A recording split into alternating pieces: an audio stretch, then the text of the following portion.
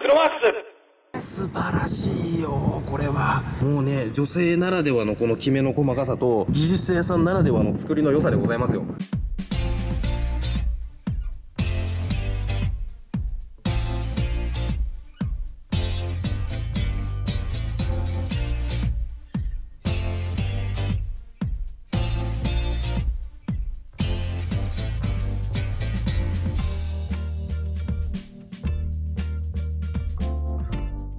はい、どうもクロマツです。来ましたよ岡さん。岡さん来ましたよ。来ましたね。見てください。これは何ですか？クリッパーって書いてあるんですけど、クリッパーと書いてあります。はい。こちら見てください。同じクリッパーなんですけど、はい、そもそもね、日産のクリッパーっていうのは、ずっと OEM でやってるやつ。で、これ、クロマックス4に関しては、もともと三菱のミニキャブをベースにしたクリッパー。で、新しいクリッパー、今どうなってるかっていうと、こちらなんですよ。こちらですね。はい。散々ね、クロマックスの動画で出してる DA17V。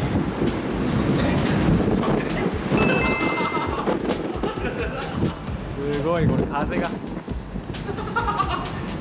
DA17V エブリィの OEM のクリッパーですね。はい。私基本のクリッパーだとさっき見させてもらったら DR17 ってなってたんですけど、もうこれ単純に DA17 型の同じもの。おそらく PC リミテッドと同じようなグレードの内容だったかな。ということはですよ、岡さん。はい。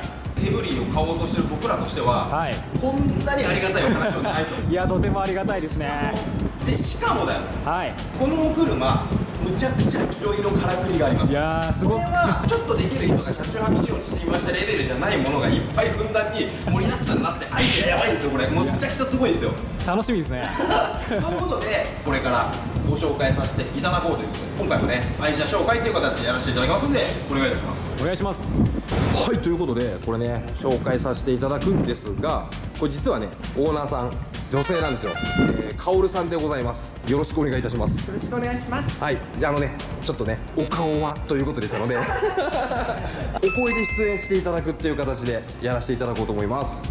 リハッチから見させていただいていいですか？はい、どうぞ。いいでしょ。開けさせていただいて、こちらとこれがやばいんですよ。このベッド、これご自分で製作されたベッドですよね。そうです。ベッドっていうか棚ですね。棚、そうですね。後ろの部分だけですもんね。そうですね。棚をご自分で製作されたと。はい。で、この棚がすごいんですよ。これ見てもらいたいんですけど、これ見てあって思う人、ここに何が使われてるか分かりますよね。新しめの一軒家とか戸建てをお持ちの方ってこのタイプのレールがついていて棚が自由に調節できるよっていうのが結構収納棚系に多いですよね。こういう形の金具がこの穴にはまるわけでございます。でここにカチンとはめることによってここに板を乗っけることができるっていうのが4箇所ですね。123 4箇所ついてるという状況でございます。それでこの金具なんですけども、1つあたりの耐荷重って20キロっていうふうに言われてるんですよね。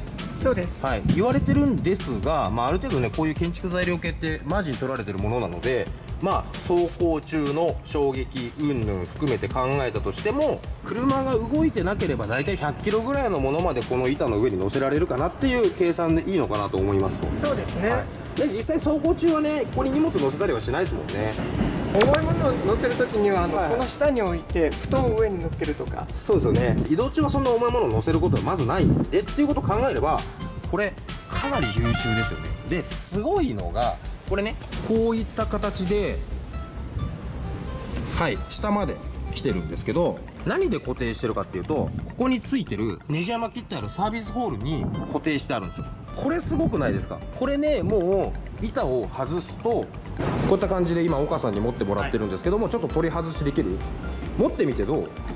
全然持てますね。実際の重さが8キロちょっと。8キロちょっと。おそらくここにね渡すために厚めのコンパネっていうんで引いてしまうよりははるかに軽い荷重で物が作れてると思います。でね実際にこの爪、さっきねお見せしたこの爪がかかるところにはこんな感じで緩衝材みたいなのも作ってあるんですけど、何よりすごいのがこれねここの部分そんなにスペースがっつりね犠牲にすることなくこのままここにね板を乗せるだけで棚が出来上がってしまうっていう状況、この天板を乗せるだけで棚が出来上がってしまう状況っていうのがかなりすげえなっていうふうに思ったんですよ。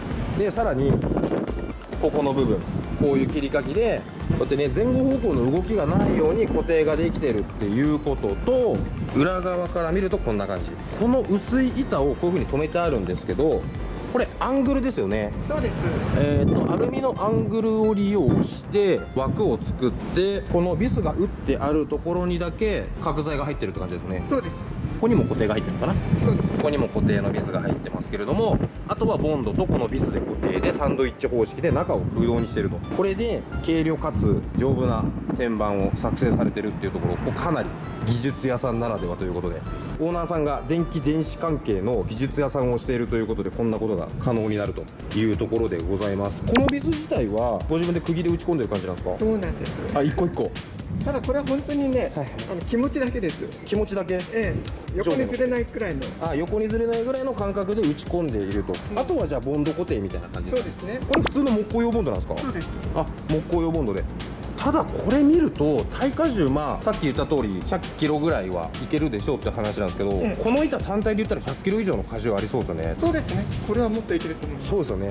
で8キロぐらいの重量でこれが作れるっていうのは、皆さんこれはね、ただコンパネを切ってね形ができてやったって言ってるのとわけが違いますよ。これちゃんと技術入ってますからね、これね。ということでこんな感じでね、棚だけですよご紹介したのなんですけど、それ以外にもこのお車いろんな仕掛けが入っているんで、そちらの方も紹介していこうと思います。それで今これ棚を紹介させていただいたんですけど、このお布団があるこの下ですよ。まずね、ここのマットが気になって、この末端処理がすごく気になったんですよね。どうしたんですかって言ったら、ご自分でここを何縫いって言うんですか、これかがり縫いっていうんですかね、荷室の部分に合うようにかがり縫いしてしっかり仕上げられてる。スグルだったら面倒くさいと思ってやらない部分だね、お母さんね。そうでしょ。なんでこれ女性の車中泊ならではの細かいところまでできてるってすっげえいいと思う。実際に今女性の車中泊増えてますもんね。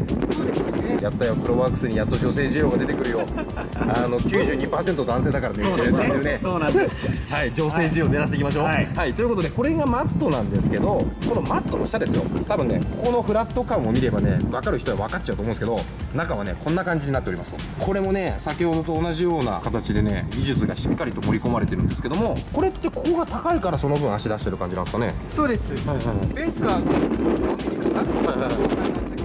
結構凸凹があるんですね、この床って。そうですよね。で、どこに乗っても決して割れたりたわんだりしないようにってんで、へこんでるところ全部高さ調整してあります。いや、これ素晴らしい。これ高さまでだって測って何ミリ当てればいいかなっていうんで、自分でしっかりと作っていかれてるわけですもんね。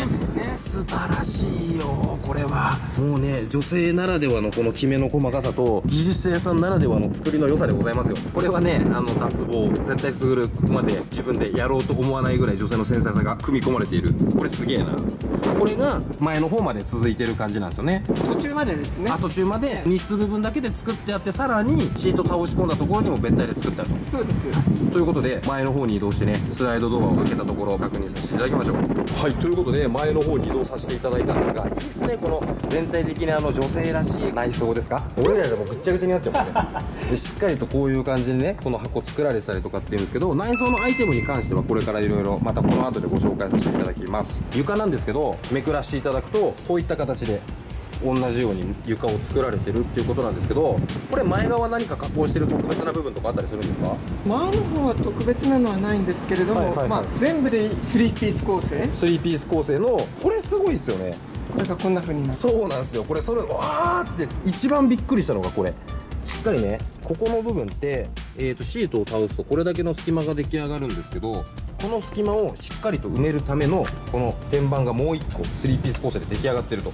すごいですよね。これはめるとこういった形でしっかりとさっきの隙間部分を埋めた上で、ここまでフルフラット状態を、すごいですよ。これシートレールですからね。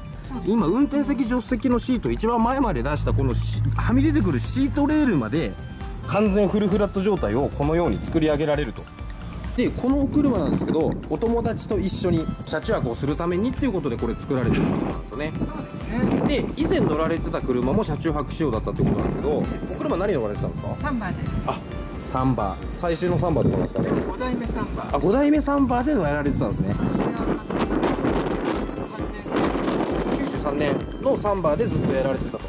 去年まで乗ってまし去年までそのサンバで車中泊楽しまれてたってことですね、で入れ替えられて17の方のクリッパーなんですけど乗られてるっていう感じですね。もうじゃあずっと車中泊歴っていうのは長いんですか7、8年そんなもんかしら。もう7、8年。そっか、実際7、8年もね車中泊経験されてるといろんな問題にぶち当たるわけですもんね。その問題どんどん解決してったからこそっていうところもあるわけですよね。そうですね。で、いろいろと無駄なものってのもね、だんだん分かってくるんですよ。で、その無駄なものをどんどん削ぎ落としていって、シンプルかつ必要十分とで落ち着いたのがこんな格好です。もうそこはもう完全に技術屋さんたるところですよね。だからすっごい感心したのがこれなんですよ。皆さん普通に車中泊されるんだったらこのクッション枕に使うのかなぐらいの認識だと思うんですよ。しかも女性だからおしゃれのために使われてるのかなとは思うんですけど、ここすごいです。これの中身ちょっと出してもらってもいいですか。このクッションの中身がすごいんでございます。はい、中身シュラフになってるんですよ。すごくないですか。シュラフなんかそのシュラフ用の袋に入れてポイって投げとくのが僕たちの通常ですよ。なんですけどこのクッションカバーを利用して中にシュラフが入ってるってこの状況いかがですか皆さんっていう風に。そこね無駄を省いた実用性のためのっていうところもかなり参考になるお車なんで、この車ねこれからちょっとまたどんどん紹介していこうと思いますんで、この後続編ということでまた動画を作ってみますんでそちらの方もお楽しみにしていてください。お願いします。いやこれかなり収まりいいっすよね。建具屋さんが作ったんじゃねっていうぐらい収まりがいい感じに出来上がってるんですけど、これかなりねツール的にも真似したいというか、多分部材はね木じゃなくなるかもしれないですけどどういう方法になるかわからないですけど、多分この手法は真似する、間違いなくね。はい真似してください。はい